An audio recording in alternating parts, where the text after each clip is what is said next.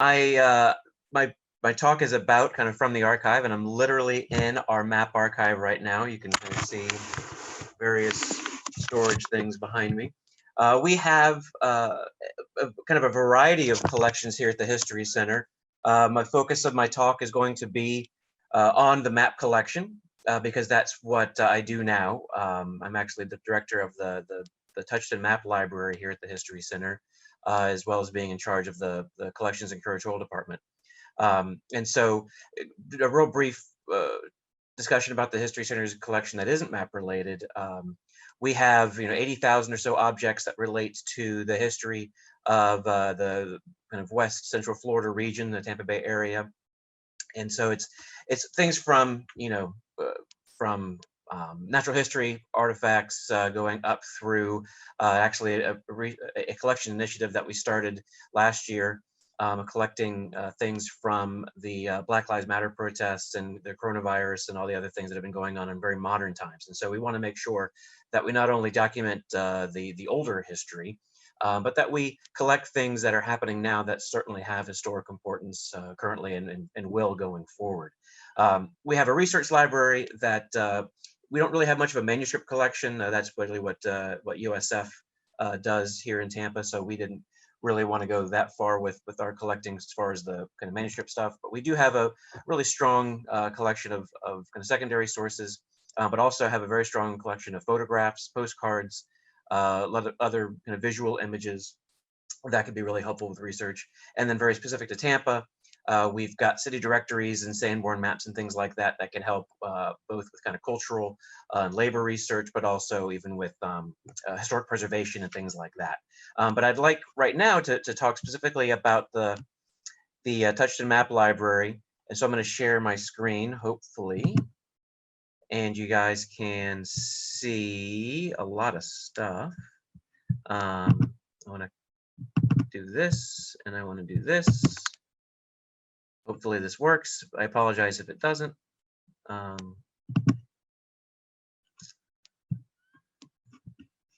on, there we go. So you'll hopefully seeing a big screen that says Into the Archives, resources available for researchers at the Tampa Bay History Center. So for those of you who have not been to the History Center, as you go into our 4th floor gallery, you will see the entrance to our map library, which is what I have pictured here.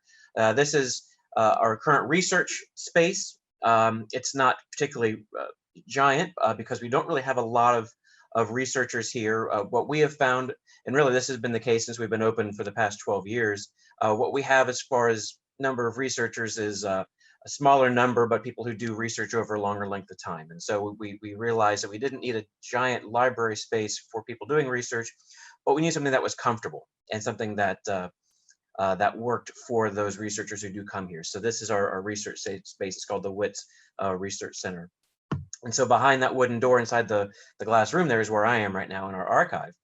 And so I just wanted to kind of highlight some of the things that some of the areas where people can do research here. Of course, this is not an exhaustive list, but there's a lot of different themes that we can explore here, and almost all of these are through the map collection. So, and I don't have to read them all because y'all can certainly see for yourselves. But basically, the map collection goes back to really prior to the Europeans' arrival into what is now Florida, or what we know as Florida, in the 16th century.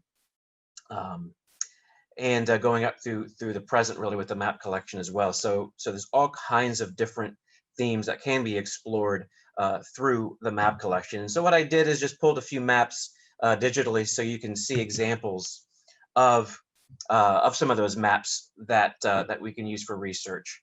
So this was one of our recent acquisitions. We acquired this map in 2019. Those y'all might be familiar with it. It's the Peter Martyr Map of the Caribbean, and it was printed in 1511, and it really is the first printed map to show, to definitively show, I should say, any part of Florida. And you can see the island of Cuba kind of towards the center left there, and just above that, the island of Bimini, which is South Florida and the Florida Keys. And so we're very, very happy to have received this map. This was actually a gift from a map collector in Chicago. And so it's one of the highlights of our collection.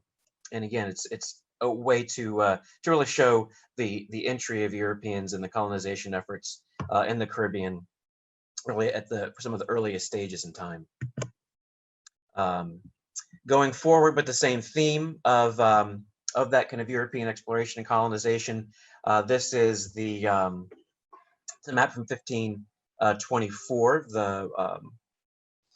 That shows that features, I should say, Tenochtitlan, Mexico City, but it's also significant because the right-hand half, and actually what I did with this map is I turned it upside down for our purposes of Florida.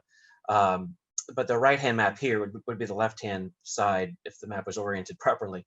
You see the entire Gulf of Mexico and the Florida Peninsula identified. It's the first printed map to label Florida. There were, of course, the Ferducci Portolan chart and other manuscript maps that labeled Florida, but this is the first printed map to do so, and among the first printed maps to show the entirety of the Gulf of Mexico from Florida all the way around to the Yucatan Peninsula. But again, you also have the map of Mexico City here as well, which is an incredibly important map and one of the earliest European maps to show that space as well. Other European colonial efforts in Florida included the French in the 1560s, and so this is the Lemoine Map that was printed by de Bry in the 1590s. But again, we wanted to be able to show that that wasn't just Spaniards or Spanish-funded explorations over here. A lot of the countries in Europe were really eager to see what was in Florida or in the Caribbean, in the New World, and get a piece of it themselves. And so this is representation of that. It's also one of the few maps that both show Florida and show a sea monster, because sea monsters generally represent kind of the unknown. And by the time Florida appears consistently on maps, there really is no more unknown, at least as it relates to the eastern coast of North America. So this is kind of right in that transition zone when you stop seeing sea monsters on maps. Another theme that we have here is how European conflicts spill over into North America and into the Caribbean. And so this is a beautiful map by Pierre Mortier, printed in 1703, and it was printed during the War of the Spanish Succession, and it was a way for the Dutch and the French to try and hurt Spain really where it mattered the most, and that was, of course, their economy and their pocketbook. And so this was one of the first maps to show the Spanish treasure fleet routes throughout the Caribbean as a way to target them and then hamper Spain's ability to pay for warfare. And it's great too because it has that beautiful cartouche in the lower left depicting those mines, and so you also see native labor laboring literally in these precious metal mines of Central America and South America. And then you also see a sea battle raging off to the side. And so there's kind of for those who are unable to read during this time, you still get a sense of what was going on here. If you engage in the battle that is taking place, then you perhaps can avail yourself of some of the gold and silver that is becoming available from the mines of the New World.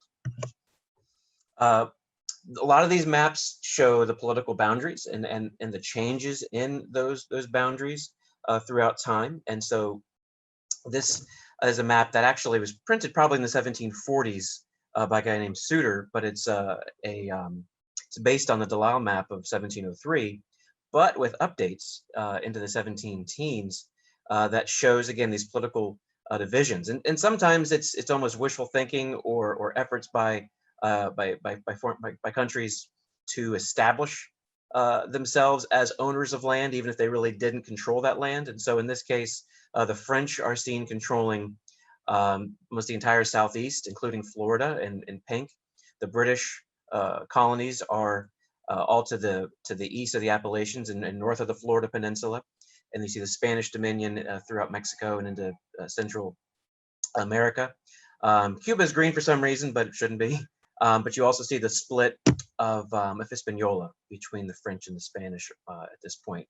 And so you see, again, the divisions of these European colonial efforts playing out in the New World.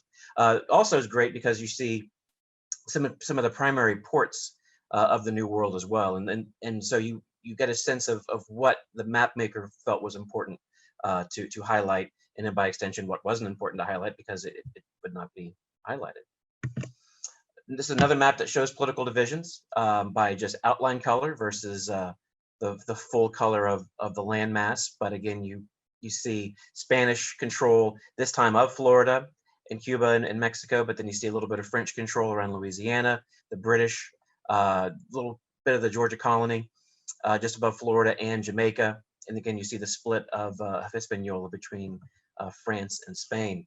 And this map is also significant because you can kind of going into the cartographic research side of things. This was by a French map maker named Nicolas Belin, and he created this map in the 1740s.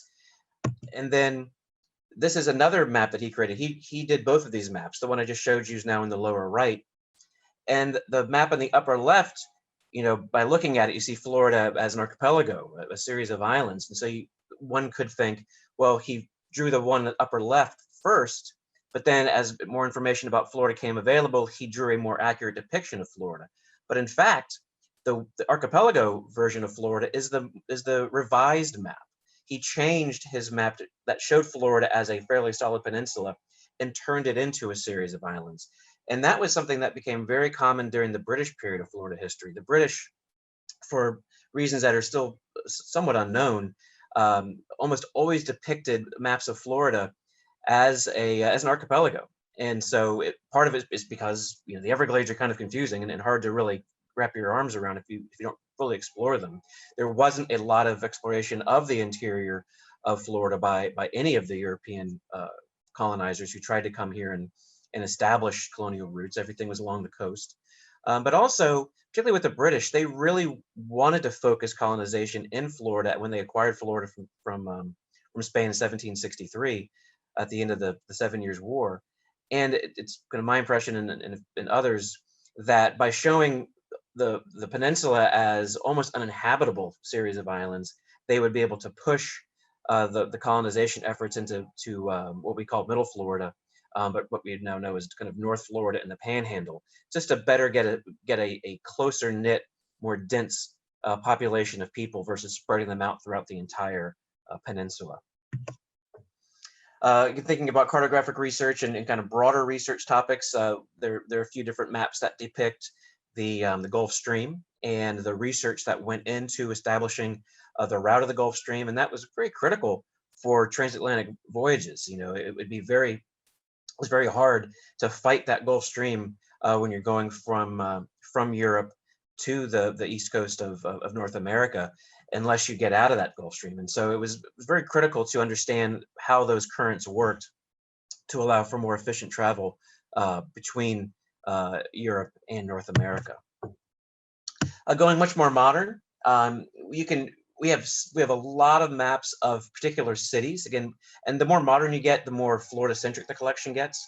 So going into the 20th century, the collection is very Florida-centric. So in this case, this is a map of what is now Miami Beach. This is typically called Ocean Beach when it was prior to being developed by Carl Graham Fisher. There was a group called Bindle and Anderson that wanted to create a city on what is now Miami Beach. This effort failed in part because of World War I.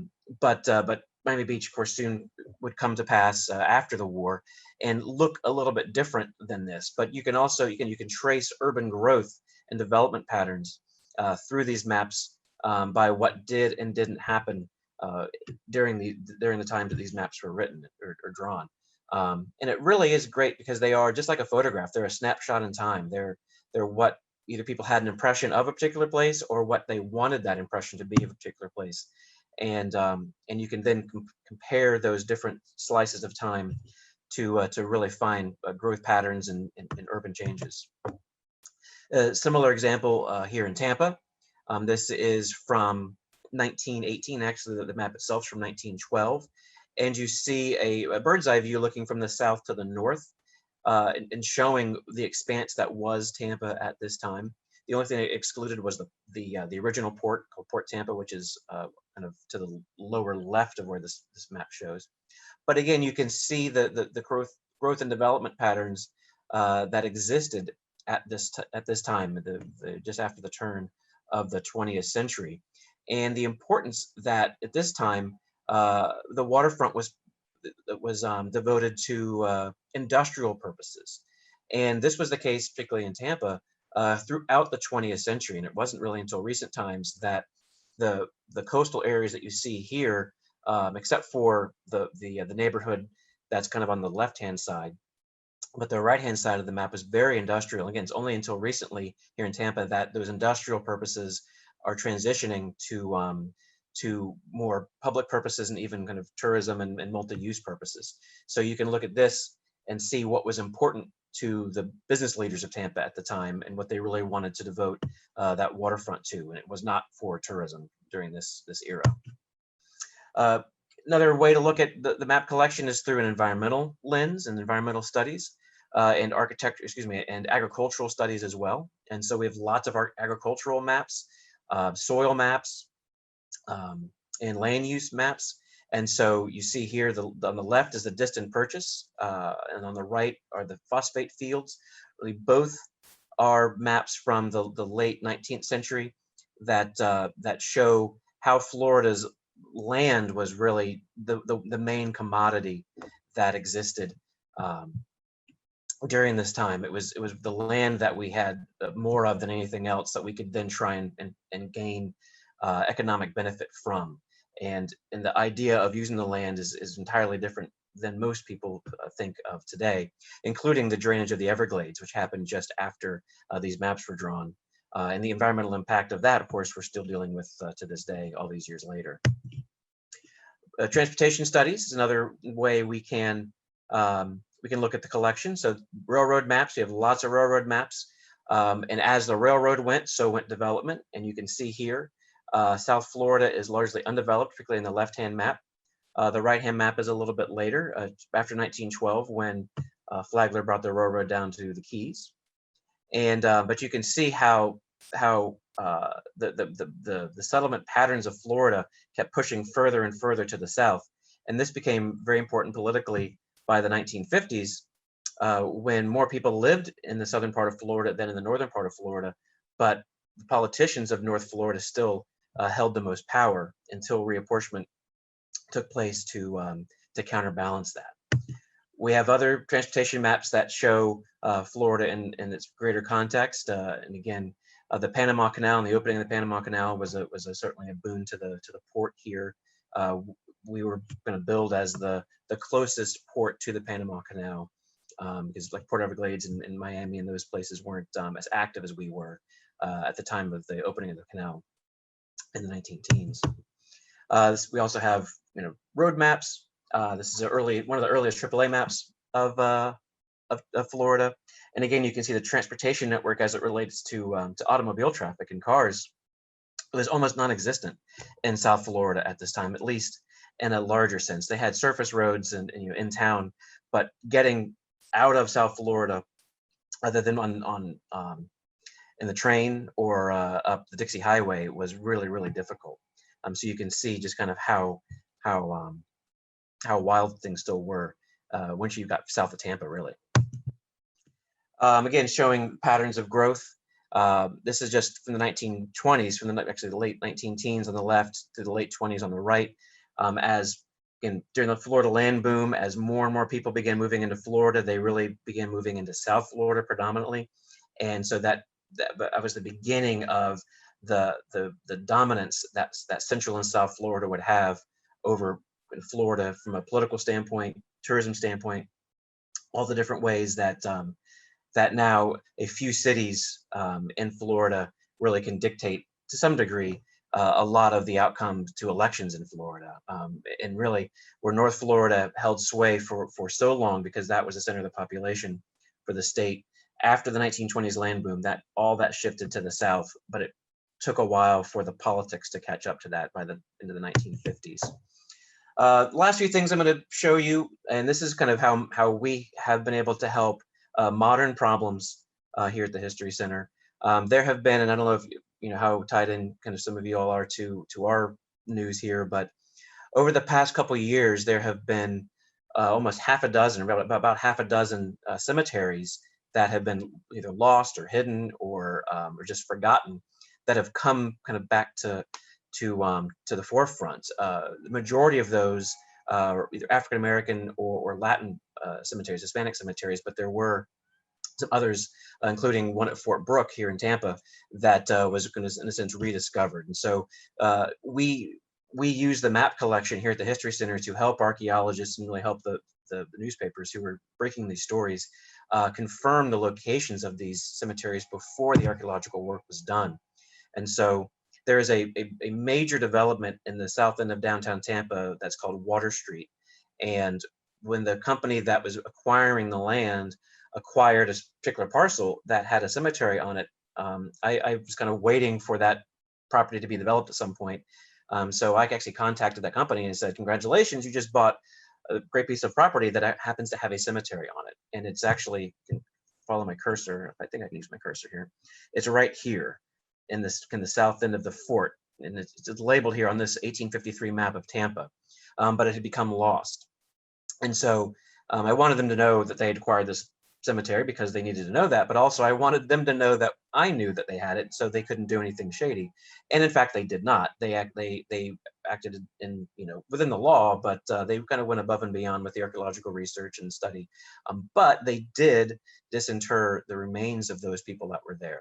Of all the cemeteries that have been rediscovered here in Tampa, the Tampa Bay area over the past couple of years, this is the only one that that the remains were removed, again, according to federal law, and reinterred elsewhere. All the other cemeteries, they're going to remain as cemeteries, including this one, the Zion Cemetery, which was an African-American cemetery that started right around 1900, but ended up being underneath a public housing complex here in Tampa.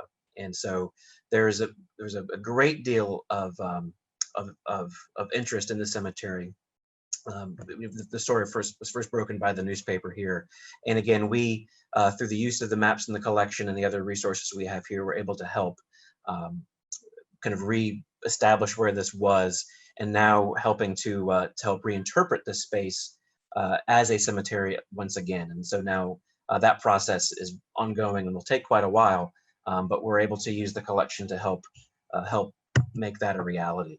And then last I always love showing this at the end of my talks, because as I'd mentioned before, Florida has the settlement patterns of Florida, I should say, have always been focused on the coast. And even now in the 21st century, which this photograph actually is getting a little bit older now. This was taken probably 10, 15 years ago.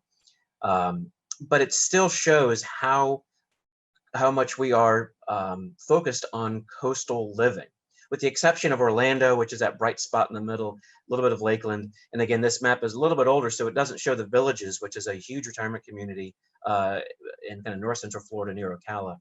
But with the exception of those spaces, the vast majority of Floridians still live within, 30, 40 miles of the coast. And so it's incredibly important as we experience climate change and sea level rise, and just the dangers of hurricanes, that we really kind of use visual images like this to show how vulnerable we are as a state and as citizenry here. I don't think it's going to change people's attitudes about living on the coast, but at least it hopefully can give people a little bit of a second thought about the rationality of doing so.